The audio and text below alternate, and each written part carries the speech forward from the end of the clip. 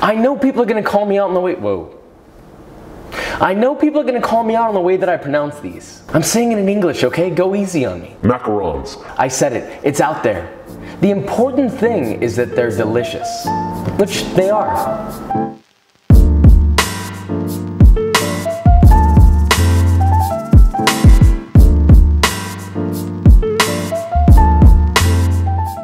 See, this is why I usually put my hair in a bun, because this is just not good. Mostly my fault though, so you know, hey, I blame myself. Let's just get this out of the way, all right? If I'm gonna break you, might as well just make it quick. Clean cut right there. These aren't exactly the easiest thing to make. Now, with that said, anybody can make these. I feel like I've really dialed in the process here, and hopefully my explanation will get people success on their very first attempt. Crispy, super crispy on the outside, almost like a shell, and then super chewy and sweet on the inside, typically filled with like a ganache or whatever. In this case, we're doing a fancy rosewater vanilla buttercream. Sounds fancy, it tastes fancy, it's not that hard to make.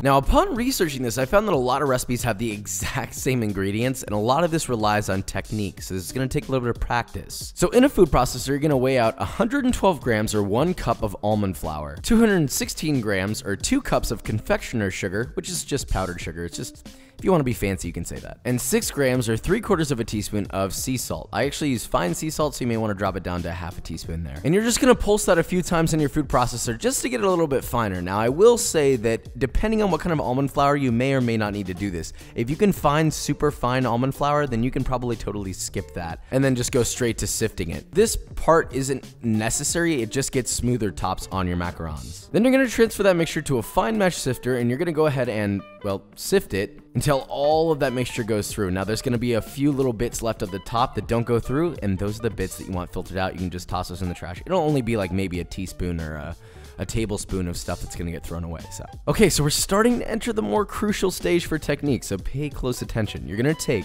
90 grams or 3 whole egg whites, and you're gonna beat them just until they get to this soft peak form, which essentially is like you pick up your beater and they should gently fold over themselves pretty easily and should be really loose. It should only take about maybe 30-45 seconds of actual like beating, and that should happen.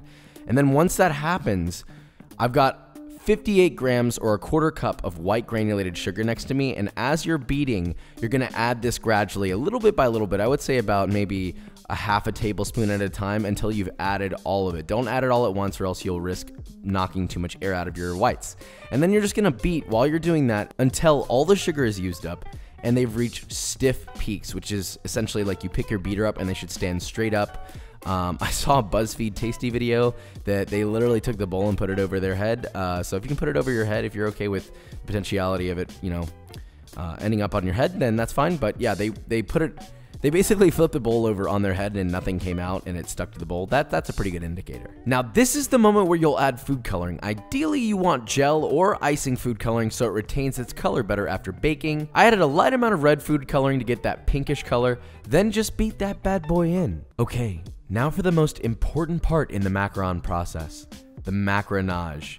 This is where you can either make them or break them. Most problems are rooted back to here, so you know, no pressure, no big deal. Also, just as a side note, humidity will absolutely affect this process, so the more humid it is, the more likely these will not turn out. Anyway, so you're gonna add your sifted and mixed almond flour mixture, and you're gonna gently fold the two together over and over. Don't be too violent when you're doing this, but also don't be so gentle that you're not doing anything at all. The idea here is to push out air and all those big air bubbles for a more uniform and slightly aerated batter. A lot of people swear by counting their folds. Some say 50 is perfect. I personally feel that going by appearance is going to be way more accurate since each fold is going to be slightly different than the last. The final texture you're looking for is a smooth, glossy texture with no big bubbles, and it should be able to form a full figure 8 shape before breaking. The second you get that figure 8, you're pretty much good to go. So stop there as soon as you see that. Transfer that to a piping bag fitted with a round tip. spray a baking sheet with cooking oil, and then line that bad boy with parchment paper. The spray helps the parchment stick because, you know, it's really annoying when you pipe out this batter and then it pulls up the parchment and the parchment goes everywhere and the batter gets everywhere. It's not good, so don't do that. Then pipe your batter into 1.5-inch rounds spaced about an inch apart from each other. Make sure not to pull the tip straight up when you finish these rounds. It's better to kind of like twist and flick them off, as you can see here. At the restaurant that I work at, the pastry chef called them macaron nipples, so you don't want that. Now once you've piped them all out, tap them against your counter a few times to get any excess bubbles out. Then let them sit there for 30 minutes to an hour, completely exposed to the air, to develop a totally dry surface. Do not skip that step. It is very, very important that you let that dry out a little bit.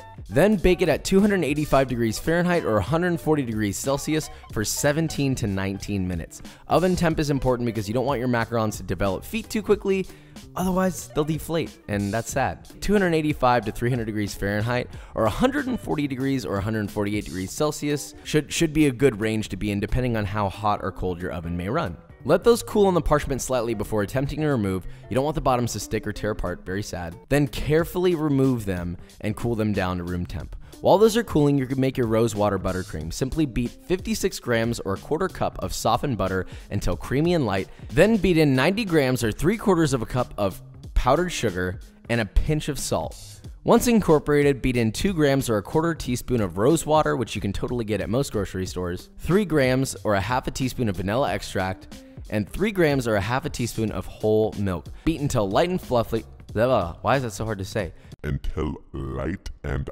fluffy. There we go. Transfer to a round tip piping bag.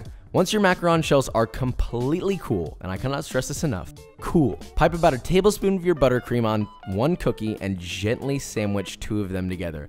Again, make sure your cookies are completely cooled. I know you're excited, but they gotta be cool. Repeat with all your macarons. Of course, you can enjoy them now, or you can store them in the fridge in an airtight container for a few days. They're even better when they've rested in the fridge for 1 to 3 days, I would recommend.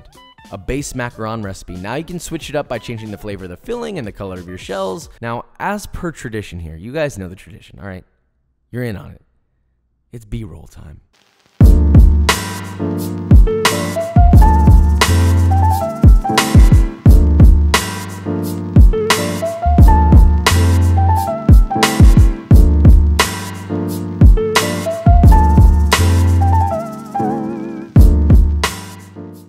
Alright guys, and that is it. Homemade macarons. See, that wasn't so bad. Pretty straightforward, but again, it's gonna take some practice, so get a couple in. The only downside is that price of almond flour.